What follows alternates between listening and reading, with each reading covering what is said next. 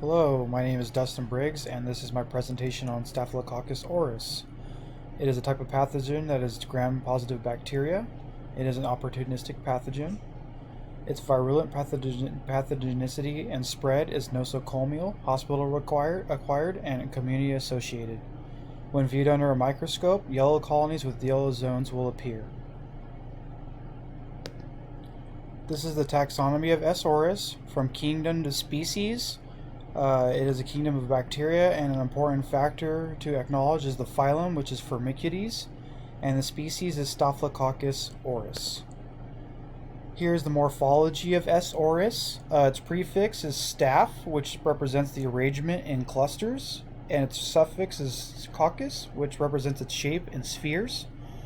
Over here on the right, I have a streak agar plate showing colonies and signs of growth of S. aureus, and down here I have different levels of magnification that view the grape clusters of S. aureus under the microscope. Physical requirements. It is gram-positive bacteria, as mentioned before, consisting of a peptidoglycan cell wall. It's 20 to 30% of natural human microbiota or flora on human skin that can become an opportunistic pathogen. It utilizes human hosts through skin and mucous membranes that reservoirs through nasal carriage. It's an important factor. It reproduces asexually through binary fission. Passively motile by Browning movement and dendrite spreading. It's known to be actually not truly motile, but an important thing to note is it is passively motile by Browning movement and dendrite spreading through comets, which actually help assistance in a biofilm formation. Chemical requirements of S. aureus. The organism is a coagulase positive organism. It produces catalase positive. It is known as a chemotrophic heterotroph, meaning that the fixation of carbon is not produced by its organic compounds. It would be considered a facultative anaerobe. It prefers oxygen, but it can utilize glucose to sustain its living. A very important note is the genetic nuance of its plasmids.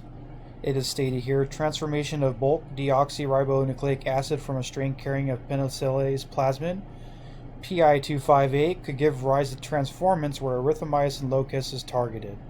The only plasmid marker transform was shown to be integrated in the host chromosome. Reservoir and environment. It likes the temperatures between 15 to 45 degrees Celsius. It loves NaCl concentrations up to 15%. Well, not loves, but it can sustain living in NaCl concentrations up to 15%. Natural reservoir would be human microbiota in nasal carriage and in skin as well. It consists of a dual environment reservoirs, becomes an opportunistic pathogen that is a main common pathogen for disease caused primarily through skin infections. These skin infections have developed into staph and also highly resistant staph infections known as diseases like MRSA through antibiotic resistance. It's a worldwide spread of infection, nosocomial and community related. Apologize.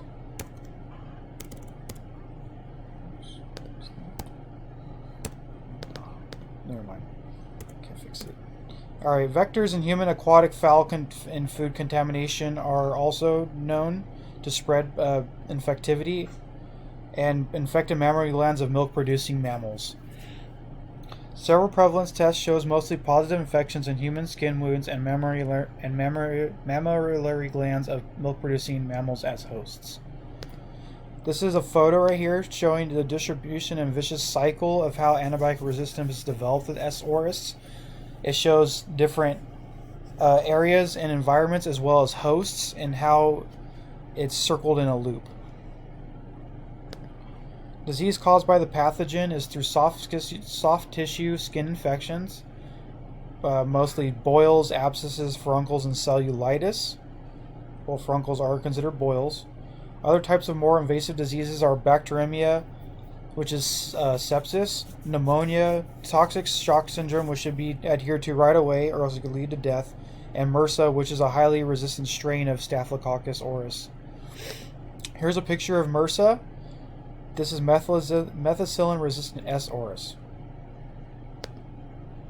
Seriousness of the disease, signs and symptoms. Less serious disease or minor skin infections as previously mentioned. More serious progress into staph infections. MRSA being highly resistant both clinically and physiologically. Signs and symptoms are usually pocket-filled infections such as pus, skin lesions, furuncles, and boils, etc. These are physiological. Highly bacterial reservoirs would develop in moist areas such as armpits and the groin, but as mentioned before in the picture, it can occur in the back region as well and other parts of the skin. Dangerous symptoms that lead to infection are staph-causing, related to MRSA, bacteremia, or pneumonia. These are clinical infectious or nosocomial related. Physiologically, infections can progress into more severe infections and other forms of S. aureus transmitted diseases that progress into something more advanced and critical. Diagnosis. Diagnosis can be performed through streak agar plates or microscopy tests. Other forms can be through checking tissue samples or nasal secretions of the bacteria. More invasive for cardiovascular systems, it can be utilized through an echocardiogram that checks for infection of the heart.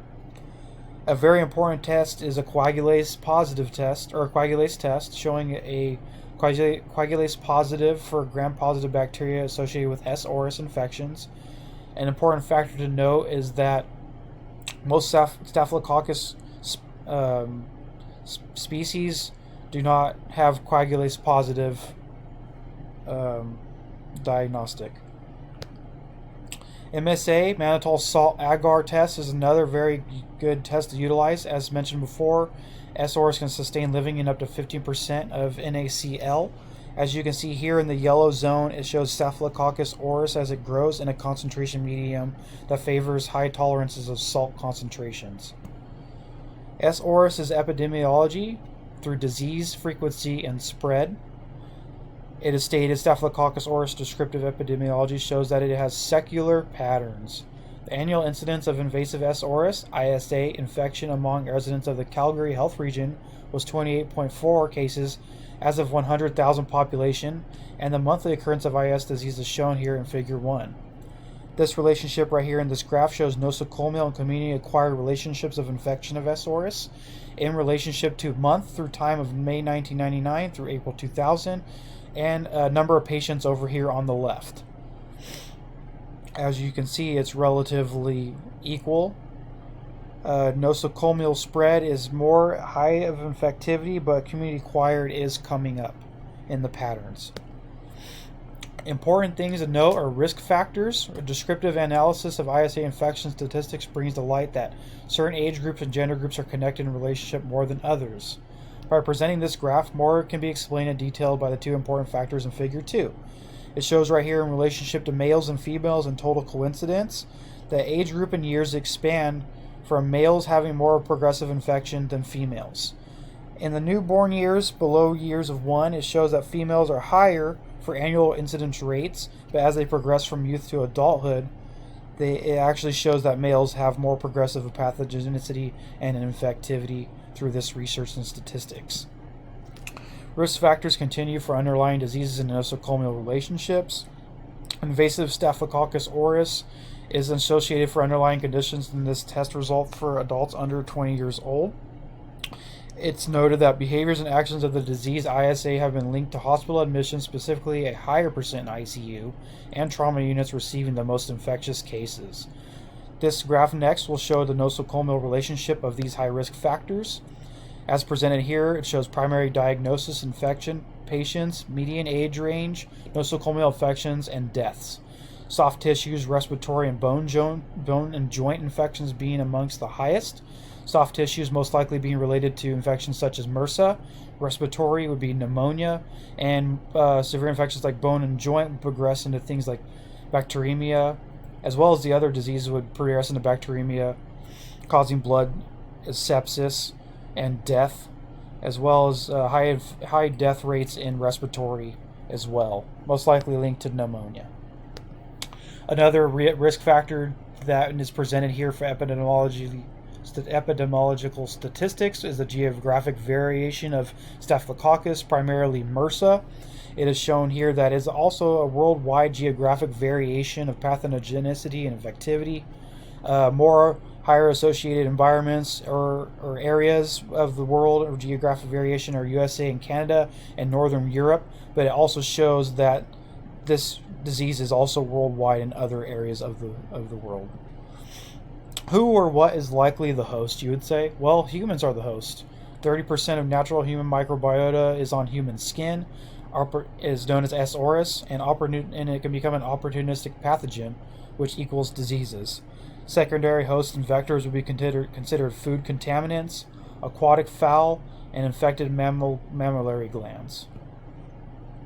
Infectious transmission or nosocomial hospital-related are primary transmission. Community-acquired are known as secondary transmission. Staphylococcus aureus, both being methicillin susceptible and resistant, are now actually major community-based pathogens worldwide, even though nosocomial factors were most highest at risk in the beginning. Now the disease has evolved through community spread more in prevalence. Another good factor to note for infectious transmission is the link between FNBPs and mammillary glands of bovine infectious mastitis. Fibronectin binding proteins are linked to the infectivity of these mammillary glands. Transmission vectors, both humans and animals, act as vectors for infectious transmission by what would be called host switching events between the two. Transmission via food contamination, shipping containers, cross-contamination, sanitary conditions, etc.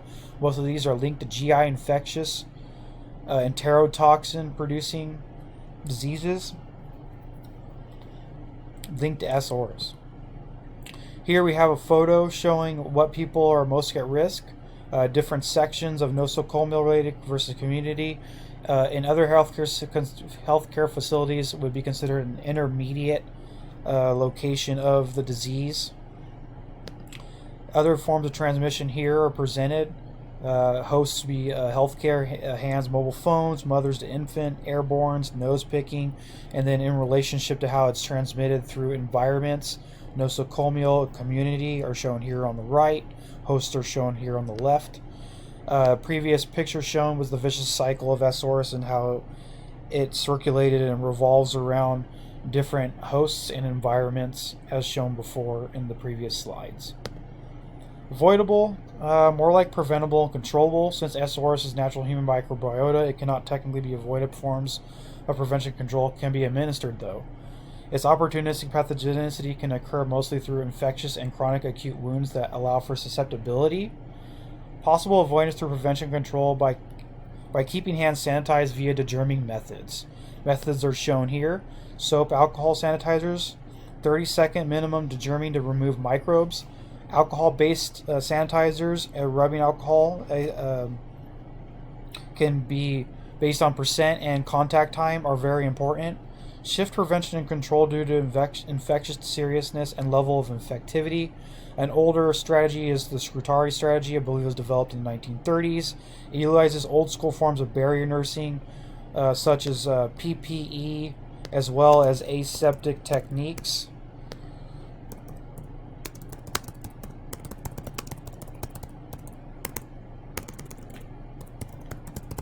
One of the most important techniques for prevention and control is also isolating and eradicating MRSA through staff and environment. One of them is to prevent and control the screening of high-risk populations in intensive ICU units in patients with S. aureus. So treatment and management. Treatment and management are difficult to certain strains of Staphylococcus aureus because of their methicillin resistance. S. aureus is basically non-invasive, or is cured through, or treated and managed through non-invasive anti-staphylococcal antimicrobial drugs, including penicillins, sulfamalinides, tetracyclines, glycopeptides, and other complicating therapies. MSSA is utilized and treated and managed through beta-lactam class drugs such as cephalosporins, oxacillin, nafcillin. MRSA being one of the most dangerous can be treated through vancomycin, which is a glycopeptide drug specifically targeting and treating S. aureus. More highly invasive forms of treating and management are intravenous immunoglobulin therapy and surgical removal. So that leads us to the end. Is there a possible cure for MRSA? For Staphylococcus aureus?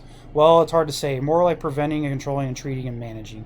Mutations often the bacteria mutate and become resistant to a wide array of bacteriostatic and bactericidal antibiotic medications to the limits of not being curable. This ends with the disease can go dormant and sometimes arise later, causing deadly infection. But with this being said, there are cases of healthy immune systems effectively clearing MRSA. Thank you so much for your time. Here are my references and resources.